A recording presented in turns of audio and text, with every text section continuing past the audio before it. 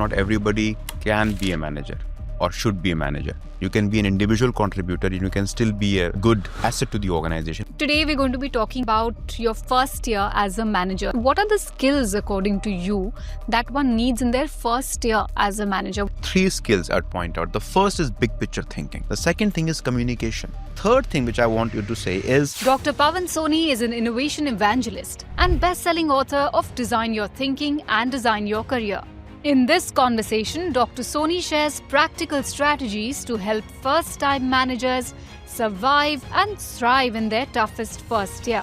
What is one of the biggest shocks that you get after you become a manager? the first thing is that they find it very uncomfortable because the people whom they have been working with, suddenly they need to be reporting into. And that's where things like starts off. I want to now talk about the more common pitfalls. How do I prevent that? One of the pitfalls that people often fall for as a new manager is an open door policy. And I think this is suicidal. That's an interesting one. Because the moment you have a door open, people would not solve their problems at their own level. They'll always walk up to you with their problems. That's the first thing. The second thing is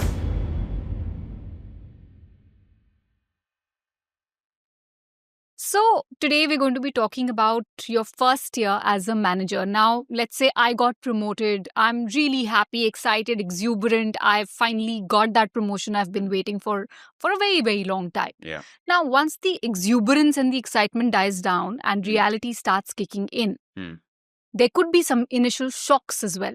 Yeah. So what is one of the biggest shocks that you get after you become a manager, you're managing a team or a project? The first thing one needs to understand is that not everybody can be a manager or should be a manager. There are a lot of people who excel as an individual contributor. And what happens, the first thing is that when they become a manager, they find it very uncomfortable because the people whom they have been working with, suddenly they need to be reporting into. And also the work that they've been doing all their life, they need to be delegating. And that's where things like micromanagement starts off. Things like, I can do it, so why should somebody else do it? And if I don't do it, what will I do with my excess time? And I believe that the Achilles heel of most people is delegation. So when they fail to delegate. So challenges with regards to how do I manage relationships, with regards to how do I delegate stuff, what do I do with my own career, and am I better off as an individual contributor vis-a-vis a manager, as one of the dilemmas that people typically face. And these come as shocks because everyone wants to be a manager in a country like India. But not everyone is a good manager. So in the bargain, I lose out on a fantastic engineer and I get a lousy manager. So people need to be very clear that the only way to move up is not being a manager. You can be an individual contributor and you can still be a good asset to the organization. But if you choose to be a manager, then you need to be having a trade-off between what I do and what others get to do. I want to now talk about the more common pitfalls that, we see over and over again. And you started by talking about micromanaging. Yeah. How do I prevent that from happening? So let me give you 3 simple tips on how do you delegate. And these tips needs to start before you become a manager and not after you become a manager. Because even as an IC, you should start pushing things out of your plate so that you can create that room for you to think like your boss or like your boss's bosses. The first rule is called as direction is 80% casting. Okay. Now we are in the city of movies and every director, right from Steven Spielberg to who have you, remember one thing, that the most critical role of a director is casting. If I got the cast right, the guy knows his role. Imagine Heath Ledger as Dark Knight's Joker. That's about it. Having picked Heath Ledger as a Joker in Dark Knight was the most important decision that Nolan did. It's more than half the job done. Right? So casting is the most critical thing, which means they're getting the right person for the right role. As Satya Nadella, Microsoft CEO, says that the most critical thing is to get the right people on the bus and wrong people off the bus and right people on the right seat before you start the bus. So that's the first thing. The second thing is take your hands off your people. When you are not taking the hands off your people, you're not allowing them to fail. And if they don't fail, they don't learn. Imagine you're teaching your daughter how to cycle. Till the time you don't take your hands off, she'll never get the balance on the cycle. Will she fall? She will fall. But that's how she learns cycling. You can never tell your daughter that if you fall, I'll not buy you a cycle again. She will fall. Take your hands off, but never take your eyes off. Keep an eye riveted on the person. Because if you take your eyes off the person, he thinks or she thinks it's not important enough. So get the right people in the bus on the right seat. Take your hands off, but never take your eyes off. The second rule. And third rule is always show progress. Okay. Often what happens is when an employee works in an organization, he or she is working in a black box. She does not know how my contribution is moving the needle. They are spending 8, 9, 10 hours a day, often on the weekends as well.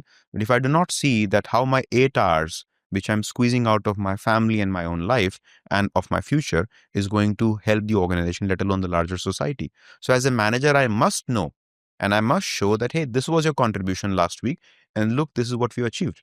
So if I can relay and communicate how your contribution impacts a larger objective, and to, of course, have an objective at the first place. And I need not be a manager to do that. That's the whole point. I'm talking about horizontal leadership, not vertical leadership. I can start delegating my work even to people around me, people below me. You are not logically reporting into me. And this is a great skill. Getting work off your table so that you can look at the higher objectives. It's a great skill. And suddenly you realize that the promotion that you are vying for is natural. You don't have to really jostle your way into that promotion. So don't wait for people to report into your family to be a leader is the key message. But hey, I'm a new manager. Like when delegation happens, I'm bound to make mistakes. There will be some, pushback. There could be anything that could go wrong while delegating. Yeah. How can I prevent that? Because again, somebody who's new in a role will struggle a bit, at least for a few months. Exactly. So let us go back to the time-tested urgency importance matrix. If I look at the urgency importance matrix, visualize this matrix in your head. There is urgency which could be high or low, and there is importance which could be high or low. If something is really urgent and important, you don't delegate it. You don't delegate it. Like this podcast. You don't delegate it because it is important and it is urgent, which means it has to be done now. It has to be done by you and by me. We don't delegate this. And that's why you need perfection. But if something is not important and urgent, which means I need a coffee, right? That needing a coffee is not so make or break for the podcast, at least in the cosmic scheme of things, but it has to be done now. You delegate that. So any requirement in which you can suffer failure, you can tolerate failure, should be delegated. If you cannot tolerate failure, never delegate it. But that fear of mistakes being made, failure, that is real. I mean, when I'm delegating something especially like which is very precious to me or maybe has been my pet project, and now as a manager, I have to loop in more people, have to involve them and give them some tasks. It is quite scary. So what happens is you do objectify the expectation. So for example, if I'm a manager and I ask my subordinate, make a presentation that I like. He's clueless. Yeah. Versus when I say make a presentation with 3 slides and each slide having 3 points. What I have done, suddenly what I like has been converted into 3 slides and 3 points. More objective. So what happens with managers often where they fail is they are not able to translate their personal choices into objective statements. Because the person is always guessing as to what will this guy be happy about. So whatever job you took, wasn't it delegated to you at the first place? Think about that. Whatever manager you were or you became, it was somebody else's job that was landed onto you. Suddenly you make it so personal. You make it so much of your personality into it that it has to be done in a certain style. And suddenly when the guy is taking your job, he's clueless as to what your style is. So if you can make it a little bit more objective. So 2 things you need to do. First is objective. Make it more amicable to be measured instead of guessed. Number 1. Number 2, shield the failure. The extent to which it will fail and the impact of the failure should be contained by you. It cannot blow up the company. It cannot blow up the day for you. Please remember that. So when I'm delegating, I need to be cautiously. Exactly. And to contain it. I say that this is the box in which even if it blows up, this blow up happens inside this box. It doesn't impact the entire organization. So I'll give you a playing field, a test lab, a lab where you will experiment. And if you fail, I'll take the ownership if you fail. I want to steer you in a different direction into a new segment called the First Year Manager Toolkit. Now, I'm going to ask you some questions about creating a practical survival kit for first-time managers, kind of like a rapid fire. So, what's the one book that every new manager, according to you, should read? Good to Great. What's a simple daily habit that makes managing easier? Journaling. What's the most important question to ask your team regularly? Do you have the skill and the will to carry out your job? What's the one thing new managers should stop doing immediately? Micromanaging. And what's the best piece of advice for someone who's starting their first management role tomorrow? Don't take it unless you are ready for it. 70%. Don't push yourself. But what are the skills, according to you, that one needs in their first year as a manager? What can I do to equip myself? Because like I said, we've discussed this before, that I also come from zero experience of leading any teams. And I was one of them, and now I'm their manager. Yeah. So what are the skills I need to cultivate, harness, or, learn from others? Yeah. 3 skills I'd point out. The first is big picture thinking. What I mean by big picture thinking is that because, look at Mumbai.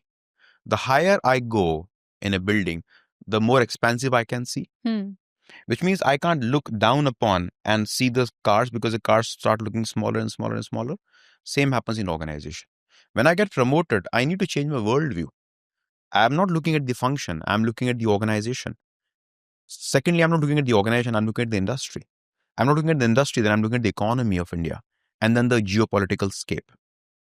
While I was responsible to look at my division and my function as an HR, suddenly when I become the CEO, I need to look at the rupee-dollar ratios and look at the tariffs, which was none of my consideration so far. So the first thing that manager needs to develop as a skill is big picture thinking. The second thing is communication. I need to communicate very clearly my expectations from you. 3 slides, 3 points, period. I should not be saying that, surprise me. Make me happy. And be very clear. So I was one day driving in Bangalore, and Bangalore has a cantonment. And I was driving past the cantonment, and I saw something very wonderfully written there. Okay, it was written very crisp. It was saying that defense land trespassers will be shot. I love the statement so much. Let me repeat the statement. Defense land trespassers will be shot. Now there was no maybe.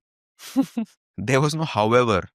There was no persecuted. There was certainty. There was certainty, clarity. And as a result, the fence was low. We didn't have barbed wire. When the guy knows that I will be shot, he doesn't Chances climb. are you won't climb. He won't climb the fence. What happens in Indian culture is that we are so sugarcoating that it loses the meaning. We say that, see, you might get shot. Right? So that's the second thing. Be clear in communication. Third thing which I want you to say is the importance of having courage. Courage is not absence of fear. Courage is acknowledgement of fear. When I say somebody is courageous, he is not foolish to dismiss fear. But he acknowledges that, yes, there is a risk. I may fail, but I'm ready for that failure. So you're saying big picture, communication and courage. Yeah. Now, these 3 are the qualities you need in your first year as a manager. Something you can cultivate, of course, and strengthen over the time. But coming back to communication, now, giving constructive feedback. Up until now, this new manager was the one at the receiving end of feedback. And now when you slightly, step into a managerial role, you also have to give constructive feedback. Now, how do you learn that skill? The critical thing is we use a technique called SCQA for giving feedback. It's a very useful technique for the audience as well. SCQA is a technique that comes from McKinsey and Company. And this is about clear communication. The first thing that one needs to understand is that there is nothing personal in an organization. So what is critical is that the person who is getting into this ambit, he needs to first of all understand this very, very critical aspect that I need to be very clear in the communication and consistent in giving a feedback. Okay. So what is SCQA? Whenever I'm giving a feedback to a person, the first important thing is to relay to him the situation. That look, this is where the state of the affair is. We are a startup. We are funded by an investor and we have 18 months of runway left with us. After 18 months, we have to shut the company down. That's a situation. Most people should be given a reality test that, look, we're in the dire straits. Let's not be very fancy here. So the first thing called situation. Most people mask the situation. कि नहीं नहीं कुछ नहीं है, it's okay. Don't worry. No. You have to tell the situation very clearly. Trespassers will be shot. Okay. So that's S. Then comes C. C stands for complication. The complication is that the decision you took last month costed us so much dollar. And that's where you bring data. You don't say that I don't like your style, or I don't think, it's not me. It's fact. We are not very factual in our communication standards. We are very hypothetical. Then comes Q. Q is question. What do you think should have been done better? And you take a pause there and you allow the other person to sink into that reality. And you allow him, and very important communication is to maintain eye contact. You have to look straight into the eye of the other person and communicate. Don't deflect your gaze. And then you give the answer that maybe there is a better way of doing it, that maybe I need to coach you. Maybe I need to give you more assistance. So don't sugarcoat it. Get them up to speed, because many a times people do not know the consequence of their mistakes. Now, let's also talk about managing up, because while, yes, the new manager has been promoted, they will still have a boss. Yeah. So how does this person's relationship now shape up or change or evolve with their boss? Will there be any change It's a very good there? question again. Communicating up and down the line of command is very critical. I'll give you a very good example of how do you communicate up and down the line of command. I'll take you to the Kargil War of 1999. General Malik, who was the chief of army at that point of time, wrote a book on Kargil. And what he said in Kargil War is that the reason Kargil War happened is because of intelligence failure. Just 6 months before Kargil War, our Prime Minister, Atal Bihari Vajpayee, took a bus to Lahore to meet Nawaz Sharif. And within the next 6-7 months, there is Mr. Pervez Musharraf mounting Tiger Hills in Kargil. How is it possible? Either it means military failure or diplomatic failure or lack of intelligence. And what General Malik talks about very clearly is that the people at Raisina Hill, Delhi, where our defense ministry is, the power center of defense ministry is not Kargil. The power center is Delhi. Action is happening in Kargil. The senior ranks are sitting in Delhi. The people on the field of Kashmir Valley, they know insurgency is happening. But if they are not able to communicate upward and tell them that, sir, such and such thing is happening, I think we need more attention. They allow this thing to happen till it goes out of proportions. So after that, the people in the armed forces are trained and coached. So I think as a leader, we need to institutionalize this whole idea of upward communication. Otherwise, it's a catastrophe. And what about managing / communication across? Because I'm not the only manager in the company. There will be several other team leads who could be at my level, slightly senior, slightly junior. So how should I sort of navigate that space? Stakeholder management. As you move up in the organization, you need to realize that people have vested interest. A great idea in your head is only great idea in your head. Unless that great idea is made great in everybody else's head, the idea would not see the light of the day. And I'll give you a simple example of automation. Suppose I'm an IT manager and I want to automate certain functions. And I say that we'll automate these functions, but the HR head says that we'll lose people. And you said, no, what come what, I don't care, man. So instead of bulldozing him, you have to pre-wire him and talk to him that, okay, what can we do to make you look good? What can we do to make you look good? Each of those people. So I need to ensure that my peers should also look good. I should not have stepping onto their toes. So horizontal communication and stakeholder management is very, very critical. And to ensure that my great idea is great in everybody else's head. As Kalam very rightly said, a good vision is one in which everyone can see their own vision. So I have to delegate downward and ensure that the people trust me. I have to communicate upward so that people above know that the steering is in the right hand. We've talked about the do's, but let's talk about the don'ts. Because what are those mistakes that I should steer clear of, especially when one is communicating with their senior managers or senior leadership as a new manager? So in business, we say that the bad news should travel faster than a good news. And no surprise is a good surprise. Often what happens is that the naive managers who have just gotten into the game recently and wet behind the ears, they want to surprise the leaders by their outstanding performance. And that's the reason every quarter organizations go and declare that this quarter we made this and next quarter we will make this money. So, and if I don't make this money, I'll be held accountable because I'm a publicly listed company. So what is very critical is that I need to be the first one to communicate the bad news upwards. Don't make the mistake of eschewing news. Number one. Number two, don't make it personal. The classic mistake that people, and this is very typical of India, samajh jayega, right? He will understand, or maybe he will get to know through the grapevine. Communicate directly upwards. And it is critical because there's nothing personal here. What about the team dynamic? Because if a new manager now has to start delegating or, set a precedent, new, sort of rules or new playbook in order. So how do I assess or read my team? Who's doing what? Who's good at what to assign to whom? Is there a way to figure that out? Yeah, so I'll go back to the skill will matrix. I map all my team members. Suppose I have 10 team members. I map all my team members on the skill and the will matrix. And I make the skill and the will public. That's very important. I need to tell people that, hey, in this job, you're not ready yet. That's about it. And I need to display that because you are low on skill or will, I'm willing to invest on you for the next 6 months. I'll give you a 6 months long leash and I'll invest in you. I'll send you to a program in a B school or some online course, or I'll mentor you privately, or I'll get a mentor from outside. 6 months you've got, buddy, to get your act up. And if you don't, then I guess we'll have to relook at the candidature, because many times you need to get the right guy in the right seat. And I have been experiencing myself that the moment I release a person from one role and put him or her to another role, he blossoms. But as a manager, I need to know that who belongs where. A person who is a analytically minded person may not do terribly well in marketing, but in finance he would. And somebody who's artistic might get released from the finance and do wonderfully well in the marketing team. So if I can plot them on skill will, have one-on-one conversations and understand their career aspirations and be flexible.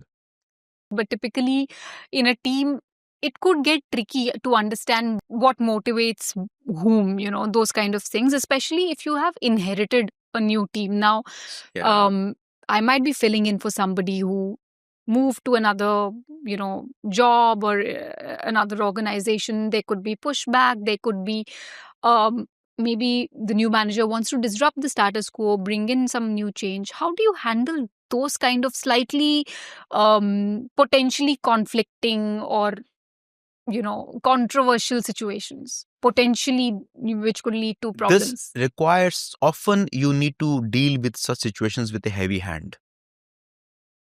When Satya Nadella became the CEO of Microsoft, he was only the third CEO of Microsoft after Bill Gates and Steve Ballmer.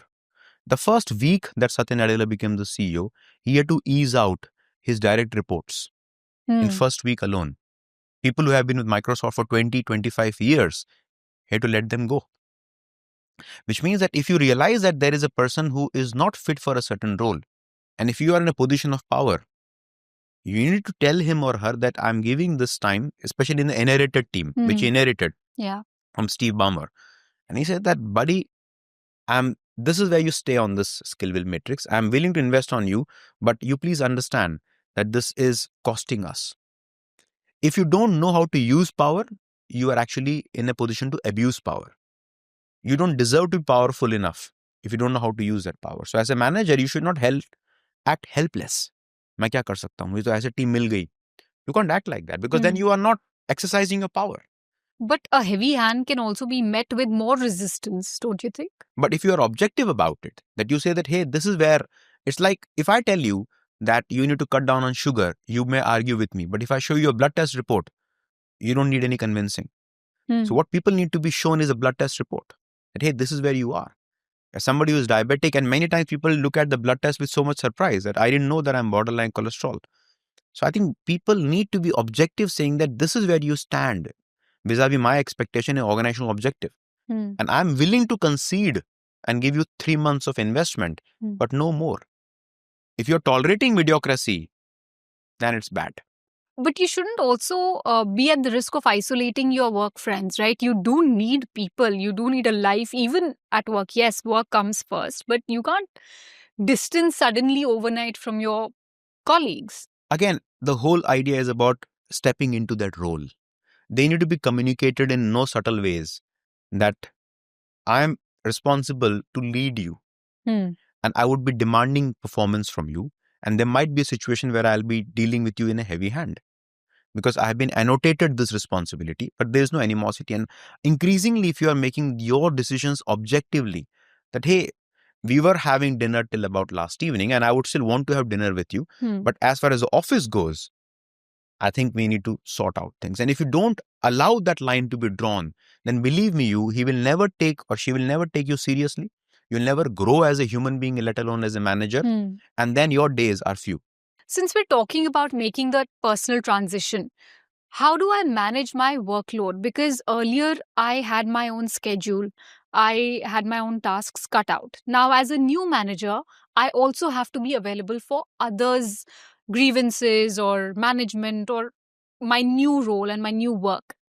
How do I do that?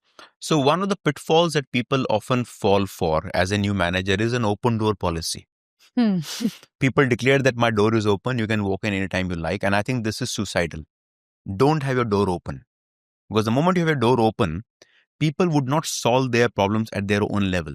They'll always walk up to you with their problems, saying that anyway, the door is open, so I can as well go and disturb him. Number two, by your door being open, you are incessantly interrupted by trivial stuff that would never allow you to look at the big picture and operate at a slightly higher level. So you say that I'll meet my employees for just 30 minutes a day. You time box it. For 1 hour a day, I'll think of strategic issues. For 15 minutes a day, I'll just ensure that I am looking at reading. I'll just do 2 meetings a day. And as somebody like Jeff Bezos very famously says that he does only 3 meetings a day. And he says that in every meeting, he ensures that he finishes his 3 meetings by lunch. 3 meetings a day. And he says that I'm paying my leaders so much to take less number of high quality decisions. Not lot of low quality decisions. Push decision making down, which are not make or break for the company. So I think keep your door closed. Let people work on what they're getting paid for. Time box it, saying that I'm available only between this and this time. Come to me with problems, but also with the solutions. And then I am bucketing my 1 hour time for strategic considerations. If you don't think about the future won't happen.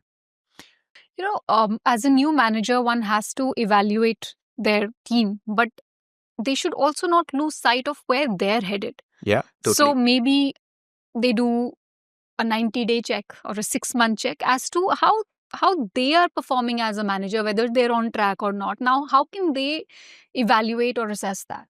So very good question. So the 60, 30, 60, 90-day plan that people have is typically at the start of the job. Yeah. They don't do it incessantly. So what is a very good strategy is to start writing down and have your thinking or the consideration time. Half an hour a day, if you can give yourself, you should be the first one to block your calendar instead of jostling the time on your own time. First one to block your calendar and write things down. Journaling is very useful. Having a reference point of people outside the industry, seeking mentoring or coaching from outside is very useful. And ensuring that while I was at the office, how did I grow? I allowed the team to grow. How did I grow as an individual? That is very critical. So but how do I know whether I'm on the right track? Having a reference point. If you can have a reference point of people from outside the industry, some peer or your past self or your friend who is in a different context, and you are able to ensure and keep a track. And a very good example is that, is my vocabulary changing? As a leader, there are 2 input channels, there are 2 output channels. Input channels are listening and reading. Output channels are writing and speaking. If I'm not having very powerful input channels, if I'm not listening different stuff and well, if I'm reading different stuff and well, I'll be predictable in the outcome. So the moment I open my mouth, my guys know that, this is what he's going to say. So they'll start rolling their eyes, which means I need to listen from different channels, read different work so that whenever I speak new stuff. So if I'm repeating myself, I know that I'm stagnating. If my style is the same for addressing a problem, I know I'm stagnating. So that's a check. And what does success look like after the end of my first year as a new manager? How do I know that, okay, great, I'm doing okay, I'm on track, and things are looking good and steady? If I can take a vacation, okay, that's an interesting one. Yeah, that is the merit. If I can take a vacation at the end of 1 month without being bothered on the call, that's a great litmus test that I have managed my team very well. I've seen people who can't even go to an ICU without their phones being buzzed, which means for every nook and corner, they need them to have the rubber stamp. Everything should flow through them. And that's where the whole thing collapses. If I can take a 1 week or 2 week vacation after a years of hiatus, I think that's a great indicator that I have my team in order. They can run the show. And then one day I can raise my hand and saying that I'm good for promotion because the team is good to show up. If I'm involved on a day-to-day basis, I'll not get promoted. So that's a litmus test. All right. Great chatting with you and getting so many practical examples, practical insights on, preparing the new managers who are now stepping into a new role. So great having you on board. Thank you so much. Thank you so much for having me. With that, we come to the close of yet another episode of Workwise with Naukri. I hope you guys can make use of all the insights and inputs to survive and thrive in your first year as a manager. With that, it's a wrap, and thank you so much for watching. Do not forget to like, share, and subscribe to Workwise with Naukri for more such exciting content.